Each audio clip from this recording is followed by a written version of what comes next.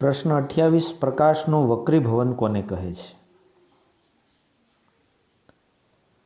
એક પારદર્શક માધ્યમમાંથી બીજા પારદર્શક માધ્યમમાં પ્રવેશતા પ્રકાશના ત્રાંસા કિરણના પ્રસરણની દિશા બદલાઈ જાય છે. આ ઘટનાને કહેવાય પ્રકાશનું પરિવર્તન. જેમ કે દાખલા તરીકે આ છે કાચનું માધ્યમ અને કોઈ એક પ્રકાશનું કિરણ છે અહીંથી આમ દાખલ થાય છે. તો જ્યારે અંદર દાખલ થાય એટલે ખરેખર તો આમ જવું જોઈએ સીધે સીધું, પરંતુ એની દિશા બદલાઈ જાય છે એટલે આ રીતે દિશા થઈ જાય છે. તો આ ઘટનાને કહેવાય પ્રકાશનું વક્રીભવન. પ્રશ્ન 29 પ્રકાશના વક્રીભવનની વ્યાખ્યા લખો અને પ્રકાશનું વક્રીભવન સમજાવો. વ્યાખ્યા તો હમણાં આપણે જોઈ ગયા. હવે અહીંયા નીચે તમને એક આકૃતિ દેખાશે, બરાબર? એ આકૃતિ ઉપરથી હું તમને સમજાવીશ કે કઈ કઈ વસ્તુ છે. આ બધી જ વસ્તુ હું તમને એની અંદર સમજાવું છું. સૌપ્રથમ તો આ PQ છે એ પાતળા માધ્યમ અને ઘટ્ટ માધ્યમને જુદી પાડતી સપાટી છે. N ડેશ એ શું છે? એ છે સપાટી પર દોરેલો લંબ. ત્યાર પછી લંબ એટલે તો જાણો છો ને કે 90નો ખૂણો બનાવે. દેખાય છે ને અહીંયા લંબચોરસ જેવું આકૃતિ, આ રીતે, બરાબર? આ કિરણ AB છે એને કહેવાય આપાત કિરણ, કારણ કે એ સપાટી ઉપર આપાત થાય છે.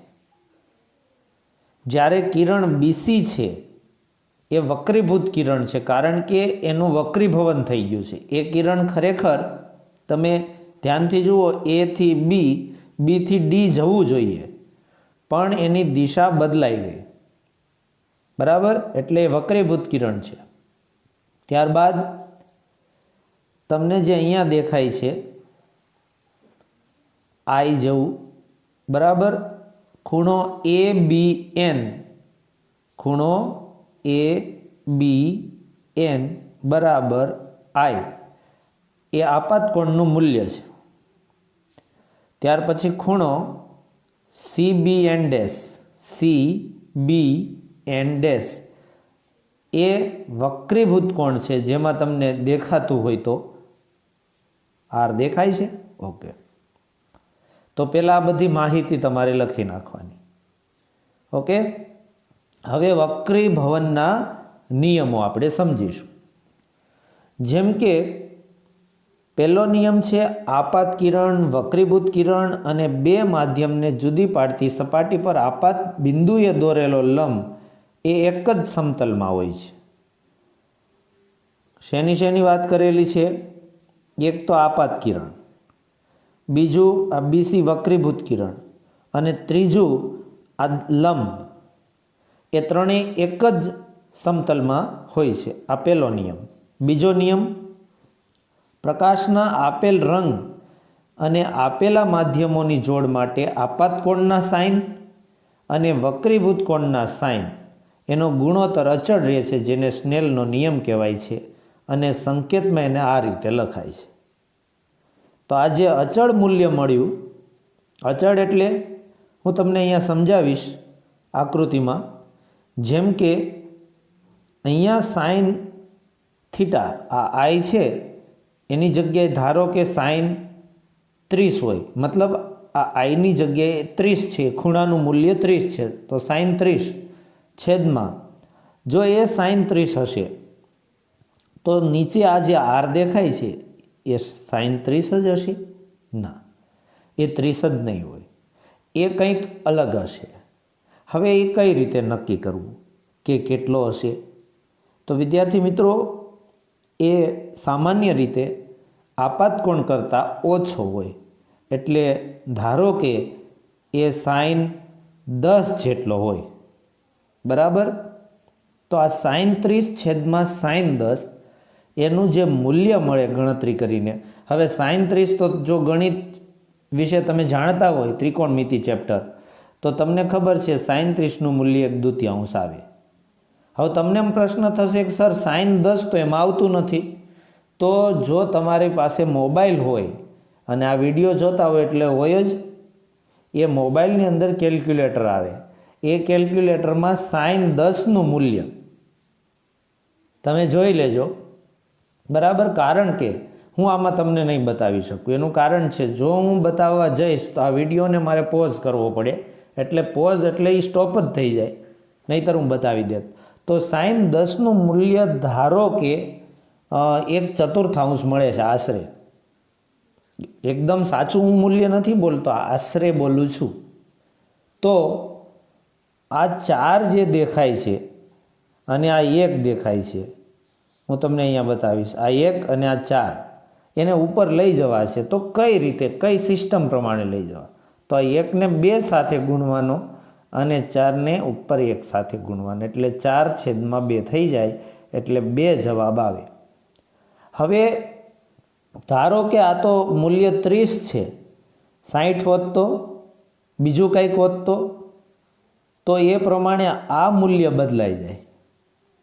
મતલબ કે આ બેયનો ભાગાકાર કરો તમે દરેક વખતે, તો એ જવાબ અહીંયા કેટલો મળ્યો? 2 મળ્યો ને. આ તો આપણે અંદાજે શોધ્યો છે, તો તમારે દરેક વખતે એ 2 જ મળે.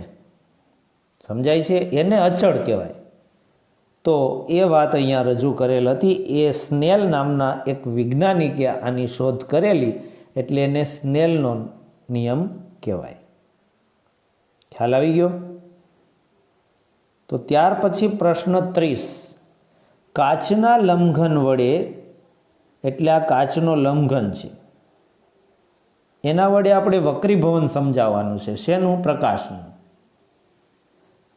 તો આ લંઘન ચોસલું છે ABCD. ઓકે, કાયદેસર તો ABC અહીંયા અને D અહીંયા હોવું જોઈએ, પણ ચાલે, કારણ કે આમાં એ બહુ મહત્વ ધરાવતું નથી. તો આ જે આકૃતિ છે એનો પરિચય હું તમને આપું છું. તમે ધ્યાન રાખશો તો તમને સમજ પડી જશે અને યાદ રહી જશે. પછી આ બધું ગોખવું નહીં પડે. આ જે આ બધું લખાણ છે ને એ તમારે ગોખવું નહીં પડે, જો તમે આકૃતિ સમજશો તો. ઓકે, તો હવે આની અંદર કિરણ EO, બરાબર, E પછી F પછી O છે ને, તો EO, આ કિરણ EO એ આપાત કિરણ છે. પછી ખૂણો EON બરાબર I એ આપાત કોણ છે.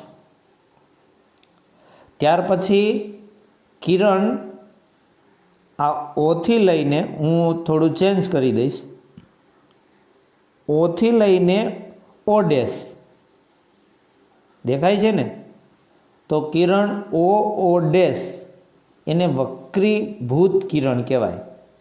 અને અહીંયા જે R1 દેખાય છે એ ખૂણો છે, ખૂણો N ડેશ O ડેશ, એને વક્રીભૂત કોણ કહેવાય. ત્યાર પછી તમને કિરણ, કલર ચેન્જ કરીને બતાવું છું, કિરણ O ડેશ H બતાય છે, દેખાય છે કે નહીં? તો એને કહેવાય નિર્ગમન કિરણ. અને એની બાજુમાં તમે જુઓ R2 દેખાય છે, ખૂણાનું માપ છે, એટલે ખૂણો M dash O dash H એ નિર્ગમન કોણ કહેવાય. તો આઈ થિંક તમે કરેક્ટ સમજી ગયા છો. I1, R1, R2 અને આ દેખાય છે એને આપણે કહીશું આપાત કોણ. પણ કોના માટે? તો માધ્યમ, આ જે દેખાય છે કાચનું, એ કાચના માધ્યમ માટે આપાત કોણ છે I2. અને આ R2 જે તમને દેખાય છે બહારની સાઈડ નીચે, એને હવાના માધ્યમ માટેનો વક્રીભવન કોણ કહેવાય. સમજાય છે? તો આ જે પરિચય મેળવો, હવે એનું વર્ણન કરવાનું. મતલબ કે કિરણ ઈઓ લંબઘનની એબી સપાટી પર ઓ બિંદુએ આપાત થાય છે. કયા બિંદુએ? ઓ બિંદુએ. ખૂણો કેટલો છે? I1, બરાબર, એટલા ખૂણે આપાત થાય છે. તો એ કિરણ જ્યારે કાચમાં પ્રવેશે ત્યારે એનું વક્રીભવન થવાથી કિરણ OO ડેશ રચાય છે અને એ કિરણ આગળ જતા O ડેશ H, જેને નિર્ગમન કિરણ કહેવાય. તો તમે જો ધ્યાનથી આકૃતિને જોતા હોય, સમજતા હોય, જો અહીંયા ધ્યાનથી મગજ રાખીને, તો તમને એટલી તો સમજ પડી જ ગઈ હશે કે કિરણ EFO ને જો આમ સીધે સીધું લઈ જવામાં આવે તો એ આ LP એ દિશામાં જાય, પણ એના બદલે કિરણ છે એ O થી O ડેશ સુધી દિશા બદલે છે, પછી પાછી દિશા બદલે છે O ડેશ થી H તરફ. એટલે બરાબર ધ્યાનથી જોશો તો જે આ બહાર નીકળે છે બે કિરણો, એક તૂટક રેખાવાળું અને GH કિરણ, એ બે કિરણો પરસ્પર આમ સમાંતર જતા રહે છે. તો મિત્રો અહીંયા તમે ધ્યાનથી જોશો આકૃતિમાં, હું ઝૂમ કરીને બતાવીશ કે આ O થી L સુધી લંબ દોરવામાં આવે તો આ જે કિરણ છે અને આ તૂટક રેખા છે એ બે વચ્ચે થોડી જગ્યા રહે છે. મતલબ કે વાસ્તવિક રીતે કિરણનું વક્રીભવન જો ન થાય તો એ કિરણ સીધે સીધું જાય, પણ અહીંયા વક્રીભવન થવાથી એ આ દિશામાં આ રીતે આગળ વધે છે. તો અહીંયાથી આટલું જે સ્થાનાંતરણ થયું, જગ્યા બદલી એણે, બરાબર, બસ એને કહેવાય લેટરલ શિફ્ટ. એટલે ગુજરાતીમાં કહેવાય પાર્શ્વીય સ્થાનાંતરણ. તો મિત્રો જે કંઈ મેં વર્ણન કર્યું તમને એ તમે સમજી ગયા, પણ હજુ હું તમને સાથે સાથે થોડી વધારાની વાતો કરીશ કે જ્યારે હવા એટલે તો તમે જાણો છો ને પાતળું માધ્યમ, અને આ છે કાચ, અને ફરીવાર આ બહારની સાઈડમાં આપણે હવા, બધું લખેલું જ છે પણ હું અહીંયા લખું છું જેથી તમારું ધ્યાન કેન્દ્રિત થઈ શકે અને રહે. મિત્રો હવાની અંદર તમે જુઓ તો કિરણ EO છે, ઓકે, એ જ્યારે એન્ટર થાય પછી કાચમાં એન્ટર થાય છે એટલે એની દિશા બદલાય છે. તો હવે ક્લિયર કરીને બતાવીશ હું તમને કે આ દિશા આમ જવાને બદલે આ તરફ, એટલે કે લંબ જે દેખાય છે ને આ લંબ, એના તરફ કિરણ વળે છે વાંકું. જ્યારે અહીંયા કેવું થાય છે, આ ઘટ્ટ માધ્યમ છે તો આ કિરણ છે એ લંબથી તમે જુઓ દૂર જાય છે. ક્લિયર કરીને સમજાવીશ હું તમને. આ કિરણ જો સીધે સીધું આમ આવે તો આમ આવે કે નહીં, પણ એના બદલે તમે જુઓ તો આ કિરણ આમ આવવાને બદલે આ તરફ જાય છે. તો ઘટ્ટ માધ્યમમાંથી પાતળા માધ્યમમાં કિરણ જ્યારે આવે ત્યારે લંબથી દૂર જાય, લંબથી દૂર. અને જ્યારે કિરણ પાતળા માધ્યમમાંથી ઘટમાં દાખલ થાય ત્યારે તમે જોઈ શકો છો લંબથી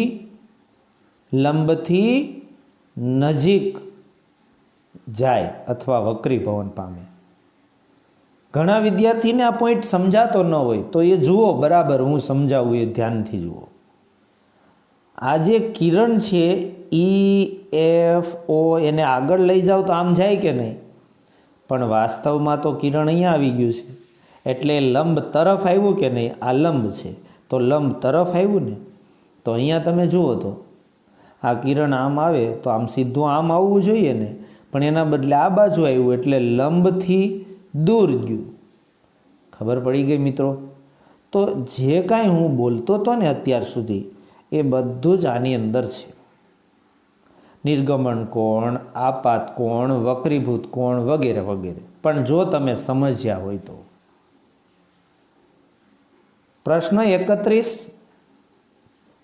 નિરપેક્ષ વક્રીભવનાંકની બે વ્યાખ્યા જે પાછલા વિડીયોમાં મેં તમને સમજાવી દીધી છે, એટલે હું અહીંયા ડબલ વખત રિવિઝન કરતો નથી. 32મો પ્રશ્ન, સ્નેલના નિયમનું વ્યાપક સ્વરૂપ મેળવો. આકૃતિમાં દર્શાવ્યા અનુસાર પ્રકાશના એક કિરણનો વિચાર કરો જે માધ્યમ 1 થી માધ્યમ 2માં ગતિ કરે છે. અહીંયા દેખાય છે. ધારો કે માધ્યમ 1માં પ્રકાશની ઝડપ v1 છે અને માધ્યમ 2માં પ્રકાશની ઝડપ v2 છે. તો આપ જાણો છો કે માધ્યમ 1માં પ્રકાશની ઝડપ v1 અને માધ્યમ 2માં પ્રકાશની ઝડપ v2 એ બંનેનો ગુણોત્તર એને કહેવાય માધ્યમ 1ની સાપેક્ષે માધ્યમ 2નો સાપેક્ષ વક્રીભવનાંક, જેને ટૂંકમાં n2 સંજ્ઞા વડે દર્શાવાય.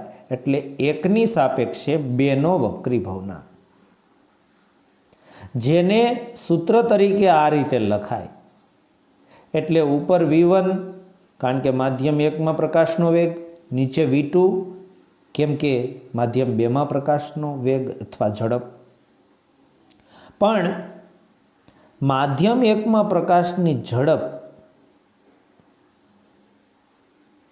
એને અને માધ્યમ 2માં પ્રકાશની ઝડપ એ બેયના ગુણોત્તરને જો તમે c ભાગ્યા c વડે ગુણો તો તમને આવું પદ મળશે.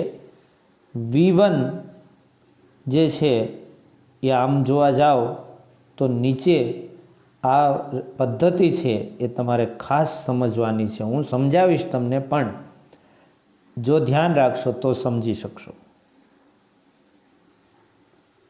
સામાન્ય રીતે અહીંયા તમે જુઓ છો તો એમાં v1 અહીંયા ઉપર અંશમાં છે, જ્યારે અહીંયા છેદમાં છે. દેખાય ને? સીધી વાત કરું છું ને. પણ ખરેખર આ જે c છેદમાં v1 અને ઉપર c છેદમાં v2, એમાં નીચેની વાત હું કરું તો v1 અહીંયા આવે, c અહીંયા આવે. ઓકે, તો તમારું સૂત્ર આવું જ બની જાય. એટલે આ ખરેખર c ઉડી જાય ને આ ઉડી જાય. એટલે લખેલું છે તમે જુઓ ને તો આ જ આવું જ લખેલું છે. આ દેખાય નહીં, પણ દ્રષ્ટિભ્રમ ઉત્પન્ન થાય એવું લખેલું છે, કારણ કે આ સૂત્ર છે. આ c એટલે શૂન્યાવકાશમાં પ્રકાશનો વેગ. તો મિત્રો અહીંયા પાણીની કંઈક સ્થિતિની વાત કરેલી છે. રકમમાં તો આઈ થિંક નથી, પણ આ માધ્યમ પાણી હોય ને કાચેય હોય, પણ અહીંયા પાણી લીધું છે. આપણે શું વાંધો, પાણી લઈએ. તો પાણી માટે c ના છેદમાં v2 બરાબર n2, કારણ કે માધ્યમ 2નો નિરપેક્ષ વક્રીભવનાંક. નિરપેક્ષ એટલે ખાલી શૂન્યાવકાશની ગણતરી કરવાની, બીજું કોઈ માધ્યમ નહીં. અને c ના છેદમાં v1 એટલે n1 એટલે માધ્યમ 1નો નિરપેક્ષ વક્રીભવનાંક. પણ n21 જે આપણે અહીંયા હમણાં વાત કરેલી, તમને ખ્યાલ હોય તો અહીંયા બરાબર, તો એનો જે આ સૂત્ર લખો તમે, તો એમાં આ બગડો પહેલાં છે તો એને ઉપર લખો અને 1 પછી છે એટલે એને નીચે લખો. સિદ્ધાંત આ છે. તો સ્નેલના નિયમ પરથી sin i છેદમાં sin r બરાબર n/1. સ્નેલનો નિયમ એવું કહે છે. અચળાંકવાળો હમણાં શરૂઆતમાં આપણે વાત કરી નહીં. અને માધ્યમ એકની સાપેક્ષે માધ્યમ બેનો વક્રી ભવનાંક એ તો અચળ જ હોય. માધ્યમ એક એટલે આ હવા અને માધ્યમ બે એટલે આ પાણી, કાચ જે હોય તે. આના પહેલાંના પ્રશ્નમાં પણ ઉલ્લેખ કરેલો છે. તો પરિણામ 1 અને 2 તમે જોશો તો બંનેની અંદર કંઈક કોમન દેખાશે. એટલે આ બાકીના જે સ્ટેપ છે ને અહીંયા લખી નાખો. પછી ચોકડી ગુણાકાર કરો એટલે n1 sin i બરાબર n2 sin r. ટૂંકમાં વ્યાપક રીતે થીટા વડે દર્શાવાય n1 sin θ1 બરાબર n2 sin θ2. બરાબર, આવું આ રીતે છે, મતલબમાં આવી પદ્ધતિ છે, પણ અહીંયા નથી આપેલું. હું તમને એક્સ્ટ્રા નોલેજ આપી દઉં છું. ઓકે, તો નેક્સ્ટ પ્રશ્ન છે સાપેક્ષ વક્રી ભવનાંકની વ્યાખ્યા પરથી સ્નેલના નિયમનું વ્યાપક સ્વરૂપ મેળવો. હવે જે પ્રશ્ન હતો એના જેવો જ પ્રશ્ન છે કે નહીં? પણ સૂત્ર એકનું એક જ છે, ગણતરી એકની એક જ છે, કોઈ જાતનો ફરક નથી. માત્ર ફરક શું? અહીંયા જોઈ લ્યો, સ્નેલના નિયમનું વ્યાપક સ્વરૂપ અને અહીંયા સાપેક્ષ વક્રી ભવનાંકની વ્યાખ્યા પરથી. એટલે બે સેમ ટુ સેમ છે, નથી સમજાવતો. કઈ ચોક્કસ પરિસ્થિતિ માટે સ્નેલનો નિયમ જળવાય છે? એવી કઈ પરિસ્થિતિ છે? તો ચોક્કસ પરિસ્થિતિને અનુલક્ષીને આપાત કોણનો સાઇન અને વક્રીભૂત કોણના સાઇનનો ગુણોત્તર અચળ છે. આ નિયમને સ્નેલનો નિયમ કહેવાય. અને આ નિયમ આપેલા રંગના પ્રકાશ એટલે પ્રકાશની તરંગ લંબાઈ અને પારદર્શક માધ્યમની જોડ માટે જળવાય છે. બાકીનું કંઈ લખવાની જરૂર નથી. પ્રશ્ન 34. સાપેક્ષ વક્રી ભવનાંકના મૂલ્યનો આધાર કઈ કઈ બાબતો ઉપર છે? તો સાપેક્ષ વક્રી ભવનાંકના મૂલ્યનો આધાર માધ્યમની જાત, પાણી, હવા, કાચ કયું માધ્યમ છે, તાપમાન, પ્રકાશનો રંગ એટલે તરંગ લંબાઈ, આ 3 બાબતો ઉપર આધાર રાખે છે. ઓકે, તો કેટલાક દ્રવ્ય માધ્યમના નિરપેક્ષ વક્રી ભવનાંક તમને રકમમાંથી કોષ્ટક તરફ લઈ જાઉં છું તો ત્યાં આપેલા છે, તમે જોઈ શકો છો. જેમાંથી હું ટીક કરું એટલા તમારે યાદ રાખી લેવાના છે. જેમ કે વાયુ એટલે હવા 1.0003 છે, એટલે આપણે એક જ સમજવાનું. પછી બરફનો છે 1.31 અને પાણીનો 1.33. તો અહીંયા તમે જોઈ શકો છો કે બરફ કરતાં પાણીનો વક્રી ભવનાંક વધુ છે. ત્યાર પછી તમારે યાદ રાખવાનું છે હીરાનો વક્રી ભવનાંક સૌથી વધારે 2.42. ઓકે, ત્યાર પછી કેરોસીનનો 1.44. આટલા યાદ રાખો, બહુ ઘણું થઈ ગયું. બરાબર. તો ઘણી વખત એવું બને કે વધુ દળ ઘનતા ધરાવતું માધ્યમ પાતળું હોય, ઘટે હોય, એવો આપણે આની પહેલાંના વિડીયોમાં મસ્ત મજાનો એક પ્રશ્ન શીખી ગયા હતા. પાણી છે ને એની અંદર કેરોસીન તરે, પણ કેરોસીન છે એની ઘનતા ઓછી છે, પણ પ્રકાશીય ઘનતા પાણી કરતાં વધુ છે. બોલો. હવે પ્રશ્ન 35 છે, પ્રકાશીય પાતળું અને ઘટ્ટ માધ્યમ કોને કહેવાય? તમને ઘણા ટાઈમથી સમજાવું છું કે જે માધ્યમનો વક્રી ભવનાંક બીજા માધ્યમની સરખામણીમાં વધુ હોય એને ઘટ્ટ માધ્યમ કહેવાય, પણ પ્રકાશીય ઘટ્ટ. તો બાકી જે વધ્યું એને કહેવાય પાતળું માધ્યમ, પણ પ્રકાશીય પાતળું માધ્યમ. 36મો સવાલ, જ્યારે પ્રકાશનું ત્રાંસુ કિરણ પાતળા માધ્યમમાંથી ઘટમાં દાખલ થાય તો એનું વિચલન કઈ તરફ થાય? સિમ્પલ વાત છે, પાતળામાંથી ઘટમાં જાય એટલે લંબ તરફ વાંકું વળે. 37મો પ્રશ્ન એનાથી ઉલટો છે એટલે જવાબ તમને આવડી જશે. શું વધારે દળ ધરાવતું માધ્યમ વધારે પ્રકાશી ઘટ્ટ હોવું જરૂરી છે? ના, એવું જરૂરી નથી. જેમ કે આ ત્રીજી વાર સમજાવું છું કેરોસીન અને પાણીનું.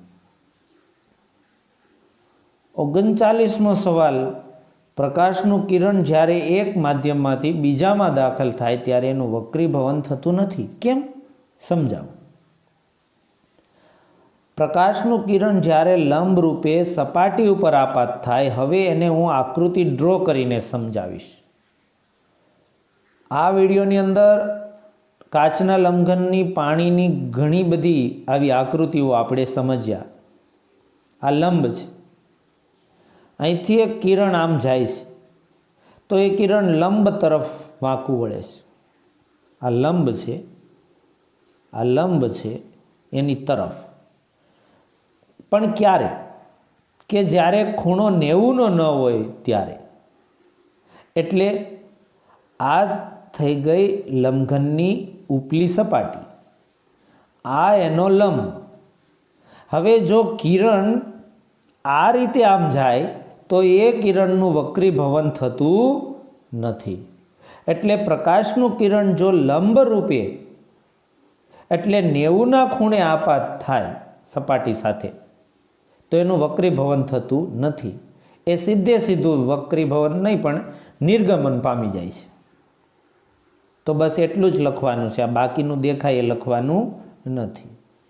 40મો પ્રશ્ન, શા માટે કોઈ પણ માધ્યમનો વક્રીભવનાંક કેવો વક્રીભવનાંક? નિરપેક્ષ, એક કરતાં વધારે હોય છે. કારણ કે માધ્યમનો નિરપેક્ષ વક્રીભવનાંક શૂન્યાવકાશમાં પ્રકાશનો વેગ અને માધ્યમમાં પ્રકાશના વેગના ગુણોત્તર જેટલો હોય છે. એટલે n બરાબર શૂન્યાવકાશમાં પ્રકાશનો વેગ છેદમાં માધ્યમમાં પ્રકાશનો વેગ. આ છે વક્રીભવનાંક માટેનો સંકેત. શૂન્યાવકાશમાં પ્રકાશનો વેગ હંમેશા માધ્યમમાં પ્રકાશના વેગ કરતાં વધારે હોય છે. આથી c/v એ ગુણોત્તરનું મૂલ્ય 1થી વધુ જ મળે. એટલે કોઈ પણ માધ્યમનો વક્રીભવનાંક 1થી વધુ હોય. બરાબર?